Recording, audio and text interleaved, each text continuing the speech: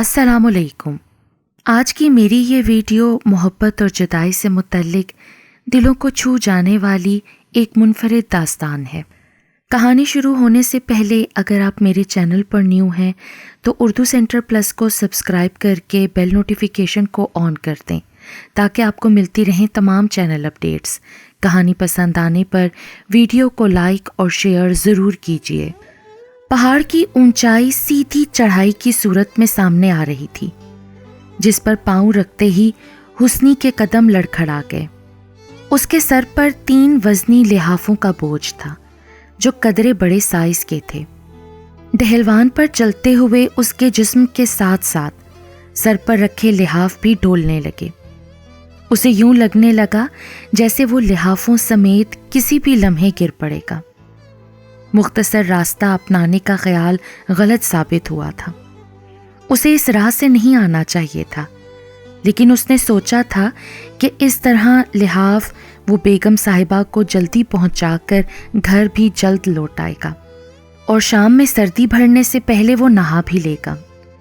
मौसम रोज़ बरोज़ बदल रहा था। शाम से पहले ही खुनकी भर जाया करती थी। पहाड़ की चढ़ाई चढ़ते हुए अचानक हुस्नी ने ज़ोरदार छींक मारी, जिससे उसका पूरा जिस्म और लिहाफ एक झटके से हिले। उसके जिस्म पर रुई के रेशे जगह जगह चिपके हुए थे। वही रेशे जब उसकी नाक से टकराते तो उसे छींक आ जाती। सारा दिन रुई की फैक्ट्री में काम करने के बाद वो घर आते ही सबसे पहले नहाता, फिर खाना खाता। चाहे हुस्नी के वालिद को कितनी ही भूख क्यों ना लगी हो, वो हुस्नी के नहाने तक खाने का इंतज़ार करते। इतनी देर वो तवे पर रोटी डाल देते और सालन को दोबारा गर्म भी कर लेते। हुस्नी की पैदाइश के वक्त ही उसकी माँ वफ़ात पा गई थी। तब से उसके वालिद हबीबुल्लाह ये सब काम खुद करते आ रहे थे। वक्त गुजरने के साथ बीमारी और मजबूरी ने उन्हें घर की जिम्मेदारियों तक ही महदूद कर दिया था और हुस्नी ने पढ़ाई छोड़कर बाप की फैक्ट्री में काम संभालना शुरू कर दिया था, जहां लिहाफ और गद्दे बनते थे। हबीबुल्लाह को बेटे की इस तब्दीली से कोई शिकवा न था। दोनों ने अपनी जिम्मेदारियां खुशी खुशी कबूल कर ली थीं, लेकिन आज एक अरसे बाद हुस्नी के दिल में उलझन और बेजारी का एहसास जागा था। उसकी फैक्ट्री का मुलाजिम ज़रूरी काम से घर जल्दी वापस चला गया था। इसीलिए हुस्नी ने खुद उन बेगम साहिबा के घर उनके ख़रीदे हुए लिहाफ पहुंचाने की जिम्मेदारी ले ली। लेकिन अब उसे लग रहा था कि उसे ये काम नहीं करना चाहिए था। उसे कल तक अपने मुलाजिम के आने का इंतज़ार कर लेना चाहिए था। खैर, अब रास्ता थोड़ा ही रह गया था। उसे आड़ू का एक बड़ा दरख्त नज़र आया। जैसा कि उस ख़रीदार बेगम साहिबा की मुलाजमा ने बताया था कि पहाड़ के आखिरी मोड़ पर पहुंचते ही उसे आड़ू का दरख्त नज़र आएगा।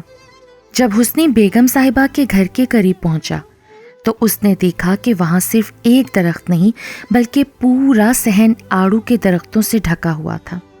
दस्तक देने पर दरवाज़ा वही मुलाजमा खोलने आई जो पहले लिहाफों के बारे में हदायत देकर गई थी। हुस्नी के थकन ज़दा चेहरे को देखते ही उसने झट से तीनों लिहाफ लेकर एक तरफ रख दिए। जी, अंदर आ जाइए, मुलाजमा ने शाइस्तगी से कहा। अंदर दाखिल होते हुए हुस्नी की नज़र सामने बिछे कालीन पर पड़ी तो वो अपने गंदे जूतों के बारे में सोचकर रुक गया। मुलाजमा ने पलट कर देखा और नरमी से कहा, कोई बात नहीं, जूतों की परवाह ना करो, यहाँ आराम से बैठ जाओ। हुस्नी एक तरफ होकर एहतियात से बैठ गया।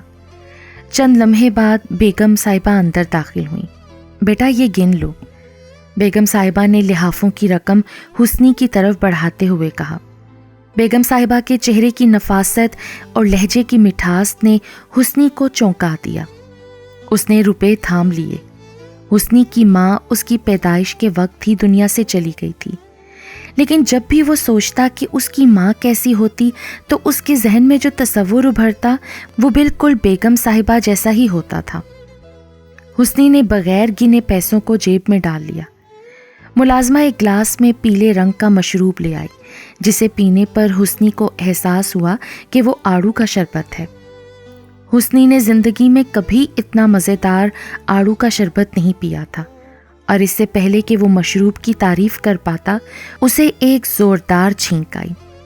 چھینک روکنے کے لیے اس نے ہاتھ آگے بڑھایا تھا، مگر روئی کے ریشے مزید ناک میں گھس گئے اور یکے بعد دیگرے 3 چھینکیں اور آ گئیں۔ تمہیں زکام ہے کیا بیٹا؟ بیگم صاحبہ نے اپنائیت سے پوچھا۔ نہیں خالہ جی، یہ روئی کے ریشوں کی وجہ سے۔ اوہ سمجھ گئی بیٹا، وہ میں گھر جا کر نہا لوں گا نا تو یہ ریشے جسم سے اتر جائیں گے۔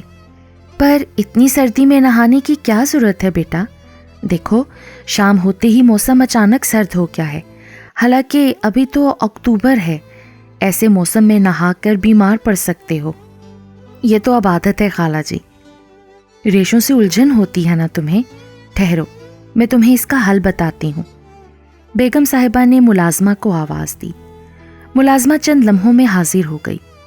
آڑو کے درختوں پر اگر کچھ گوند لگی ہو تو تھوڑی سی لے آؤ۔ ملازمہ نے قدرے حیرانی اور اچنبھے سے بیگم کو دیکھا، جیسے بیگم کی بات اسے عجیب لگی ہو۔ جاؤ بھی، ذرا لے آؤ۔ تھوڑی دیر بعد ملازمہ آڑو کی درخت سے لی گئی گوند لے آئی۔ بیگم صاحبہ نے وہ گوند ہاتھ میں لے کر مسلنا شروع کی اور اس کا ایک نرم سا گولا بنانے لگی۔ ادھر آؤ بیٹا، میرے پاس بیٹھو اور اپنی قمیض اتار دو۔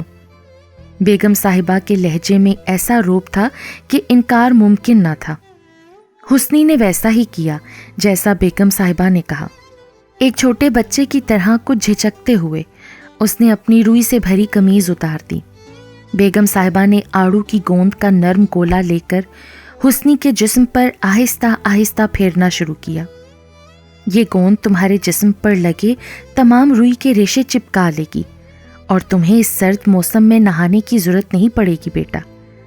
اور ہاں، فکر نہ کرو، یہ گوند تمہارے جسم سے چپکے گی نہیں۔ بیگم صاحبہ کے منہ سے یہ کہے گئے الفاظ انہیں ماضی میں لے گئے۔ سارے ریشے گوند سے چپک جائیں گے حبیب اللہ، اور تمہیں اتنی سردی میں نہانا بھی نہیں پڑے گا۔ اور ہاں، فکر بھی مت کرو، گوند تمہارے جسم سے نہیں چپکے گی۔ اچھا جی، کیا بات ہے؟ حبیب اللہ نے مسکراتے ہوئے کہا اور اپنے اوپر جھکی درخشاں کے بالوں کی لٹ سے کھیلنے لگا۔ درخشاں کچھ شرما گئی۔ آڑو کی گوند کی گول گیند حبیب اللہ کے کندھے سے گھماتے اس کے سینے پر آتے درخشاں کے ہاتھ کچھ کپ کپانے لگے تھے۔ حبیب اللہ کی سنہری مونچھیں دھوپ میں چمک رہی تھیں۔ سنہری رواں اس کے پورے سینے پر پھیلا ہوا تھا۔ کہاں سے سیکھا ہے یہ تم نے درخشاں؟ جن سے محبت ہونا تو ان کی آسانی کے لیے انسان نئی نئی چیزیں سیکھتا رہتا ہے۔ محبت؟ حبیب اللہ نے اس کے لفظ کو دہرایا تھا اور پھر اٹھ کر بیٹھ گیا۔ کتنی محبت کرتی ہو مجھ سے؟ میں تو اس خواب کو بھی سنبھال کر رکھ لیتی ہوں حبیب اللہ جس میں تم نظر آ جاتے ہو۔ اوہ، اب اس آڑو کی گوند کو نہ سنبھال لینا درخشاں، پر میں پھینکوں گی بھی نہیں، درخشاں نے کہا، اور حبیب اللہ نے محبت سے اس کی طرف دیکھا۔ دونوں کی آنکھوں میں جگنو جگمگا رہے تھے۔ صنوبر کے درخت کے پتے ان دونوں پر گر رہے تھے۔ چند لمحوں بعد گھاس پر لیٹی درخشاں نے صنوبر کی شاخوں کو دیکھتے ہوئے سوچا تھا کہ ان کا رشتہ بھی اسی صنوبر کی طرح رہے گا، مضبوط اور تناور، کبھی نہ ٹوٹنے والا، کبھی نہ کٹنے والا۔ لیکن کتنی غلط تھی وہ، کتنی زیادہ۔ بھول گئی تھی کہ اونچے درخت آندھیوں میں زیادہ کمزور ثابت ہوتے ہیں اور تنے صرف آری سے ہی تو نہیں کٹتے نا۔ سیرابی میں غفلت کی جائے تو خود بخود ہی کھوکھلے ہو جاتے ہیں۔ محبت کے نام کا امرت پینے والے حبیب اللہ نے نہ جانے کیوں تما کا پیالہ چن لیا۔ جس روئی کے کارخانے میں وہ کام کرتا تھا اس کے مالک کی بیٹی سے شادی کر کے وہ کارخانے کا مالک بن گیا، اور درخشاں کے پاس آڑو کی وہ گوند ہی بچی جو آخری بار حبیب اللہ کے جسم سے مس ہو چکی تھی۔ یہ واحد خزانہ اور حبیب اللہ کے نام کی بدنامی لے کر وہ ساری زندگی اپنے باپ کے گھر بیٹھی رہی۔ گوند کو درخت کا زخم بھی کہا جاتا ہے بیٹا، لیکن دیکھو قدرت کے کام، زخم کسی اور کے حصے میں آتے ہیں اور راحت کسی اور کے حصے میں۔ ایک آنسو حسنی کی پشت پر گرا تھا اور اس کی پشت جیسے جلنے لگی۔ گوند کو اپنے گھر لے جاؤ بیٹا، 1 ہفتے تک استعمال ہو سکتی ہے، اور ہاں، قمیض اور سویٹر جھٹک کر پہن لینا۔ بیگم صاحبہ نہ جانے کیوں آنسو صاف کرتی اندر کو بھاگی۔ حسنی ایک فرحت بخش احساس سے چونکا۔ اسے لگ رہا تھا کہ جیسے اس کی ماں اس کے جسم سے روئی کے ریشے صاف کر رہی ہو، اپنائیت سے، محبت سے۔ یہ سلسلے مختصر ہونے کے باوجود بھی بہت طویل تھے۔